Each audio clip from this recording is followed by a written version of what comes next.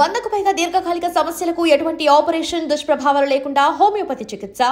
జాంబిరెడ్డి, తర్వాత అద్భుతం, నెక్స్ట్ హనుమాన్. అంటే 4 సినిమాలు సక్సెస్. అంటే మధ్యలో ఒకటి ఉందిలేండి ఇష్కని. 99% స్ట్రైక్ రేట్ రైట్. అందులో ఎలా చూసుకున్నా 99% స్ట్రైక్ రేట్. అంటే ఇన్ని సక్సెస్ నుండి హనుమాన్ లాంటి ఒక పాన్ ఇండియా సినిమా వచ్చిన తర్వాత కూడా మీరు ఇప్పటికీ ఈ రోజుకి నాకు భయమే అంటున్నారు. ఎందుకని? మన ఉన్న ఇండస్ట్రీయే ఒక 5% సక్సెస్ రేట్ ఉన్న ఇండస్ట్రీ సార్. 200 సినిమాలు చేస్తే అందులో ఒక 10 ఆడతాయి, 10 మంచి పేరు తెచ్చుకుని బాగా ఆడతాయి. సో చాలా భయంగా ఉంటుంది రోజు. బట్ మనం తీస్తున్న సినిమా పట్ల ఎక్సైట్మెంట్ ఆర్ అవి ముందుకు నడిపిస్తుంటాయి. అంటే హనుమాన్ లాంటి ఒక పాన్ ఇండియా సక్సెస్ వచ్చిన తర్వాత కూడా అంటే మీలో ఇంత మెచ్యూరిటీ, అంటే చాలా రియాలిటీలో మాట్లాడుతున్నారు. ప్రతి సినిమా మొదటి సినిమానే అని. అంతే కదా సార్. సరే, అంటే మామూలుగా అంటే కొంతమంది హనుమాన్ లాంటి ఒక పాన్ ఇండియా సక్సెస్ వచ్చిన తర్వాత లేదు మనం సెటిల్ అయిపోయినట్టే, మనం పాన్ ఇండియా హీరోనే అని ఒక కాన్ఫిడెన్స్ వచ్చేస్తుంది వాళ్ళకు, ఆ యాటిట్యూడ్గా కనిపిస్తుంది. కానీ మీరేంటి ఇంత మెచ్యూర్డ్గా ఇదంటే ఎలా? అదేం లేదు సార్. అంటే నేను మేబీ చిన్నప్పటి నుంచి ఇక్కడ ఉండటం వల్ల ఎందుకో ఎంతోమంది రావటం చూశాను. నాకంటే గొప్ప సక్సెస్లు వచ్చి కూడా తిరిగి వెళ్ళిపోయిన వాళ్ళని చూశాను. సో ఎల్లప్పుడూ ఒళ్ళు దగ్గర పెట్టుకుని జాగ్రత్తగా పనిచేస్తూ ఉండాలి. మనకిచ్చిన అవకాశానికి 110% ఎఫర్ట్ పెట్టాలనేది ఒక్కటే ప్రయత్నం సార్. మిగతాదంతా మన చేతిలో లేదు. నేను అది ట్రైలర్ రిలీజ్లో అనుకుంటా మీరు మాట్లాడుతున్నప్పుడు మీది ఇదంతా ఈ సక్సెస్ అంతా మీ టాలెంటా లేకపోతే అని మీరు అన్నప్పుడు టాలెంట్తో పాటు డెఫినెట్గా అదృష్టం అనేది కూడా కలిసి రావాలి, గ్రహాల మూమెంట్స్ కూడా మాట్లాడారు. ఆ టైంలో మీరు వేసుకున్న టీషర్ట్ మీద డెస్టినీ అనుకోకండి, అవును ఒక ప్రింట్ నేను అబ్జర్వ్ చేశాను. ఏంటి మీరు బాగా ఫాలో అవుతారా ఇది ఈ గ్రహాల మూమెంట్స్ అని? ఈ డెఫినెట్గా మన టాలెంట్ ఖచ్చితంగా మనకు కలిసి రావాలి, అది నమ్ముతారా గట్టిగా? మీరు ఇచ్చిన ఆన్సర్ బట్టి అలా అనిపించింది. నేను ముహూర్తాలు చూసుకోవటం, జాతకాలు చూసుకోవడం అలాంటివి ఏం చేయను సార్, అసలు నథింగ్. బట్ మనం చేసే పనికి యూనివర్స్ తోడవ్వాలి, మన ఇంటెన్షన్స్ రైట్గా ఉండాలి. ఫస్ట్ లోపల నుంచి మనం ప్యూర్గా ఉండాలి, ఎవరి పట్ల రాంగ్ ఇంటెన్షన్స్ ఉండకూడదు. అది ఉంటే ఫస్ట్ పాజిటివ్ అట్మాస్ఫియర్ ఉంటుంది, తద్వారా అది మన వర్క్లో కూడా రిఫ్లెక్ట్ అవుద్ది. అంతవరకు నమ్ముతా.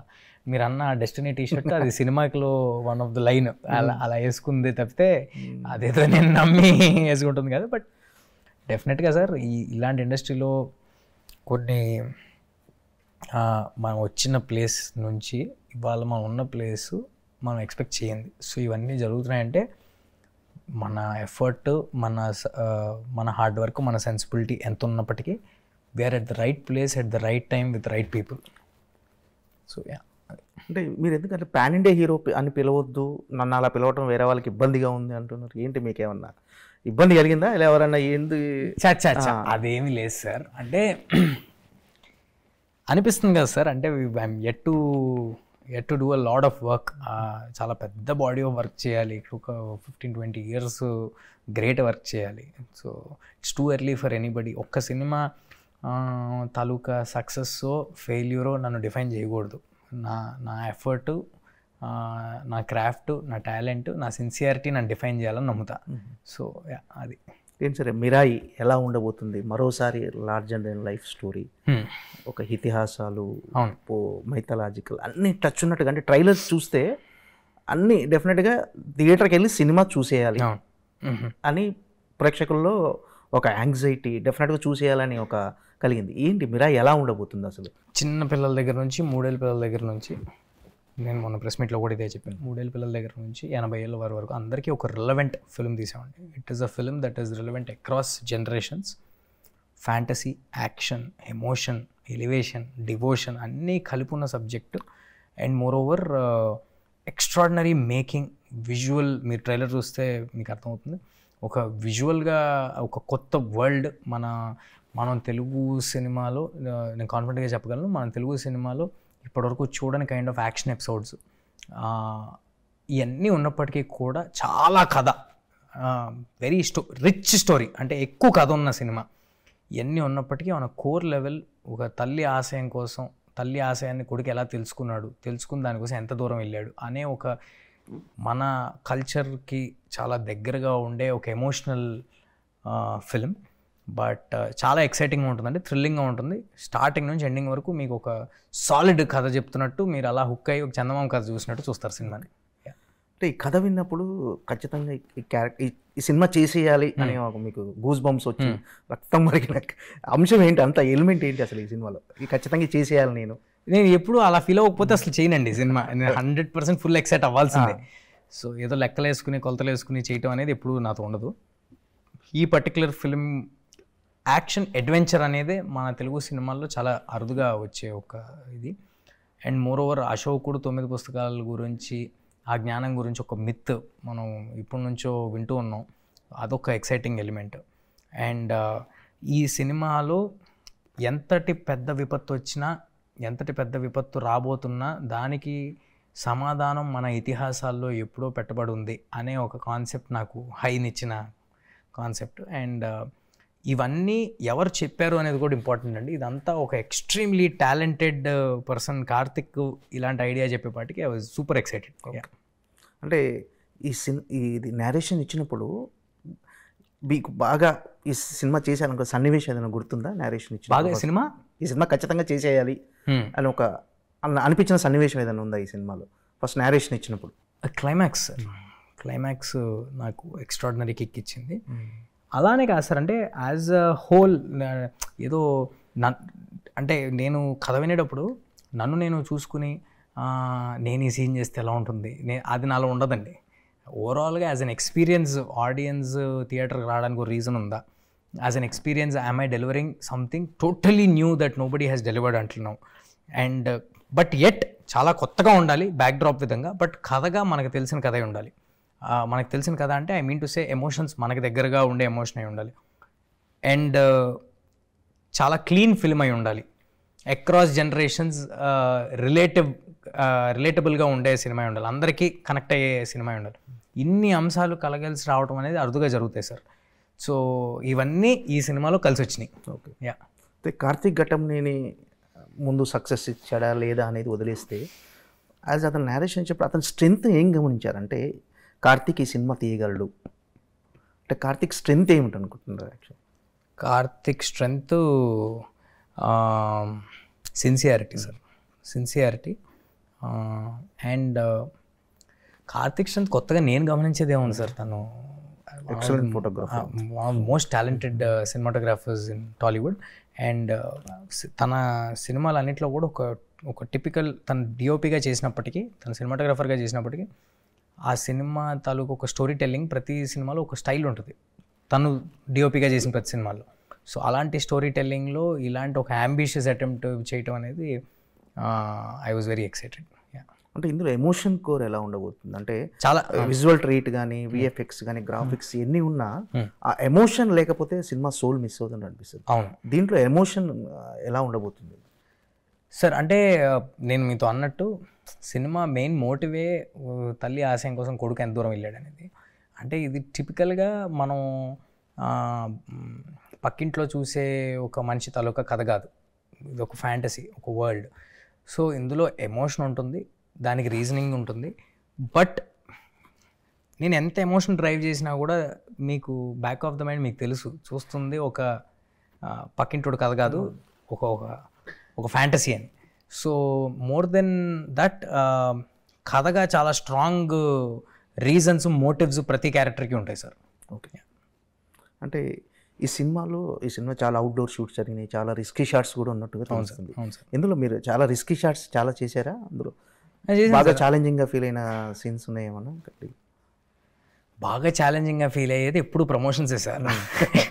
షూటింగ్ అనేది చాలా తేలిగ్గా ఉంటుంది, బట్ జోక్స్ అపార్ట్ చాలా చేసాం సార్. అంటే నిజంగా లైవ్ లొకేషన్స్కి వెళ్ళి చేసాం మేము. ఏది బాడీ డబుల్స్ వాడటమో, లేకపోతే డూపులను వాడి చేయటమో, లేకపోతే గ్రీన్ మ్యాట్లో చేయటమో చేయలే. నిజంగా హిమాలయస్ వెళ్ళాం, నిజంగా శ్రీలంక వెళ్ళాం, నిజంగా బ్యాంకాక్ వెళ్ళాం. ఆ లొకేషన్స్లో ఫైట్లు చేసాం, యాక్షన్ చేసాం, అన్ని స్టంట్స్ రేపు పొద్దున్న మీరు సినిమాలో చూడబోయే ప్రతి ఒక్క స్టంట్ నేను చేసిందే. ఓకే, సో చాలా ఉన్నాయి సార్. ఎక్కడ డూబ్ లేదు, నథింగ్ అసలు ఎక్కడ. ఓకే సార్, హనుమాన్ తర్వాత అంటే యాక్సిడెంటల్ కాకతాళీయంగా ఈ కథ వచ్చిందా, లేకపోతే మళ్ళీ హనుమాన్ తర్వాత ఇక నా స్థాయి పాన్ ఇండియా స్థాయి ఈ లార్జర్ దెన్ లైఫ్ స్టోరీలే చేయాలని ఫిక్స్ అయిపోయారు? అసలు అంటే హనుమాన్కి ముందు కమిట్ అయిన సినిమా సార్ ఇది. హనుమాన్ రిలీజ్ కంటే ముందు కమిట్ అయిన సినిమా. పాన్ ఇండియా స్థాయికి అది కాదు సార్. అంటే మనం చెప్పే కథ అన్ని ఏజ్ గ్రూప్స్కి రెలవెంట్గా ఉందా లేదా, ఎమోషన్ అనేది ఒకటే, ఒక ప్రాబ్లమ్ని చూపించే విధానం అనేది ఒకటే ఇండియాలో ఎక్కడ చేసినా.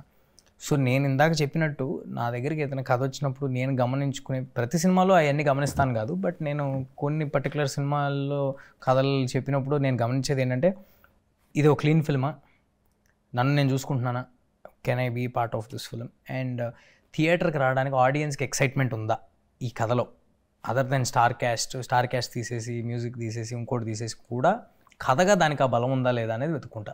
సో అలా వెతుక్కుంటే అన్నీ సమకూరిన సినిమానే ఇది. అంటే సినిమా ట్రైలర్ రిలీజ్ వరకు కూడా, అంటే ముందు వచ్చిన టీజర్ కానీ గ్లిమ్స్ కానీ డెఫినెట్గా అందరికీ నచ్చినాయి. కానీ ట్రైలర్ వచ్చిన తర్వాత మోస్ట్ యాంటిసిపేటెడ్ మూవీ అనే ఇప్పుడు రేటింగ్స్లో కూడా ఇది టాప్లో ఉంది. సో ఇప్పుడు రిలీఫ్ అయ్యారా? లేదు. టెన్షన్ రిలీఫ్ అయ్యారా? లేదు, అది ఏం అవ్వలేదు. నాకు ఆ వీకెండ్ అయ్యేంత వరకు సినిమా అందరికీ డెలివరీ అయింది, అందరికీ నచ్చింది అనేంత వరకు అది ఎప్పుడు ఉంటుంది సార్. ట్రైలర్ చూసిన తర్వాత మీకు వచ్చిన ఫీడ్బ్యాక్ ఎలా ఉందని ఇండస్ట్రీ నుంచి కానీ? Great sir, great. అంటే డెఫినెట్లీ సర్ప్రైజ్ అయ్యామని చెప్పారు. Yeah, very good. అంటే చిరంజీవి గారి దగ్గర నుంచి ఒక నోట్ వచ్చినట్టుగా తెలిసిన చిరంజీవి గారు. Yeah, Chiranjeevi so sweet of Chiranjeevi sir. ఎప్పుడు నేనే కాదు, ఎవరు ఆయన్ని మెప్పించినా ఫస్ట్ వెన్ను తట్టి ప్రోత్సహిస్తారు. సో అలా చిరంజీవి పెద్ద మెసేజ్ పెట్టారు మా ప్రొడ్యూసర్ గారికి, నాకు వెరీ హ్యాపీ. అంటే మిరాయిలో అంటే మెయిన్ కిడ్స్, అంటే ఇప్పుడు మామూలుగా పిల్లలు కిడ్స్ని అలరించే అంశాలు ఉన్నాయి సార్. ప్రెడామినెంట్లీ ఫ్యాంటసీ అంటేనే అది కదా సార్. పిల్లలకి ఒక చందమామ కథ చూస్తున్నట్టు ఉంటుంది, స్టార్టింగ్ నుంచి ఎండింగ్ వరకు వాళ్ళకి చాలా ఎంటర్టైనింగ్గా ఉంటుంది. కథ కూడా చాలా నీట్గా అర్థమవుద్ది ఏం జరుగుతుంది ఏంటనేది. యా, డెఫినెట్లీ పిల్లలకి చాలా ఎక్సైటింగ్గా ఉండే సినిమా సార్. అంటే హనుమాన్కి డివోషనల్ టచ్ ఉండటం అనేది సినిమా డివోషనల్ ఎలిమెంట్ అనేది చాలా హెల్ప్ అయింది. సో ఈ సినిమాకి కూడా డెఫినెట్గా డివోషనల్ టచ్ అనేది ఎంతవరకు హెల్ప్ కాబోతుంది? అంటే సార్ డివోషనల్ ఇంకెలా చెప్పాలి, ఆ కథలో ఆ అవసరం ఉంది కాబట్టి అది పెడతారు. కానీ కేవలం డివోషనల్ ఫిలిమ్స్, డైరెక్ట్గా డివోషనల్ ఫిలిమ్స్ తీస్తేనే చాలాసార్లు అవి ఆకట్టుకోవు ఆడియన్స్ని. బట్ ప్రెడామినెంట్గా మేము చెప్తున్న సినిమా ఒక యాక్షన్, అడ్వెంచరు, ఫ్యాంటసీ, ఎమోషను, ఒక తల్లి కొడుకున్న ఎమోషను, అంత కథ చెప్తున్నాము.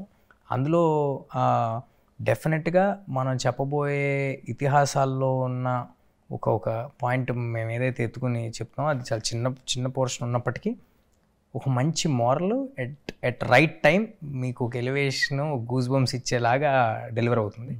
సో యా, బట్ యా, అంతే. అంటే మీరు బాగా నటుడు అవ్వటం యాజ్ ఆర్టిస్ట్గా అంటే ఇప్పుడు ఎంతవరకు ప్లస్ అయిందంటే, ఇప్పుడు చేసిన క్యారెక్టర్స్ కానీ వీటికి కానీ అంటే మోర్ ఈజీ అయిందా మీకు? డెఫినెట్గా సార్. అంటే అసలు జీరో కెమెరా ఫియర్ నాకు. నా కెమెరా ఉన్నా లేకపోయినా I will be the same. And చిన్నప్పటి నుంచి పెద్ద ఆర్టిస్టులతో వాళ్ళతో చేసేపాటికి కెమెరా ఫ్రెండ్లీ అయ్యేపాటికి నాకు ఎప్పుడు ఎదుటి ఆర్టిస్ట్ ఎంత పెద్ద ఆర్టిస్ట్ అయినా ఎవరైనా అదేం ఉండదు. My concentration will be only on my scene. నేను వీళ్ళతో పర్ఫామ్ చేస్తున్నాను అనే ఆలోచన నాలో ఎప్పుడూ ఉండదు. సో యా, దట్ వే చాలా హెల్ప్ అయింది. టోటల్ అవుట్పుట్ చూసుకున్నా సార్ మిరాయి, మీరు చూసుకున్న తర్వాత మీకు ఎలాంటి కాన్ఫిడెన్స్ వచ్చింది? ఫస్ట్ మన డైరెక్టర్ ఘట్టంనేని ఆయన కార్తిక్ నేరేషన్ ఇచ్చినప్పటికీ ఇప్పటికీ మీరు మొత్తం అవుట్పుట్ చూసుకున్న తర్వాత ఏంటి, ఎలా అనుకున్నట్లుగా ప్రజెంట్ చేశారని? ఇంకా గ్రాండ్గా ప్రజెంట్ చేశాడు సార్. విజువల్గా మీరు చూస్తే అర్థమవుతుంది. విజువల్గా this film is very rich first of all. And definitely చాలా ఎక్సైటింగ్ ఫిల్మ్ అయితే డెలివరీ చేస్తాం. ఒక థియేటర్ ఫిల్మ్, ఒక ఆడిటోరియం మూమెంట్ ఉండే ఒక సినిమా. I'm very excited to watch it in the theatres. Yeah, okay. Karthik Ghattamaneni గారి అంటే ఈ సినిమా ఆయనకి డైరెక్టర్గా ఎంతవరకు, అంటే ఇప్పటివరకు డైరెక్టర్గా బిగ్గెస్ట్ సక్సెస్ అనేది ఆయన కెరీర్లో లేదు. యాజ్ అ సినిమాటోగ్రఫర్గా ఆయన మంచి పేరు. ఈ సినిమా అతనికి డైరెక్టర్గా ఎంతవరకు ప్లస్ అవుతుంది ఆయన కెరీర్కి? సార్ అంటే ఏది రిలీజ్కి ముందు అలా టాల్ క్లెయిమ్స్ చేసి అలా చెప్పడం నాకు అలవాటు లేదు. బట్ నేనేం చెప్పగలనంటే కార్తిక్ గారు హ్యాస్ డెలివర్డ్ సిన్సియర్ ఎఫర్ట్ లేకపోతే ఇలాంటి సినిమా, ఇలాంటి కథ, ఇలాంటి విజువల్స్ ఇంత పెద్ద స్పాన్లో ఇలా చేయలేరు ఎవరు. సో ఐ హోప్ దీని తర్వాత ఇలాంటి క్వశ్చన్స్ కార్తిక్ గారి గురించి ఎవరు అడగరని ఐ హోప్. యా.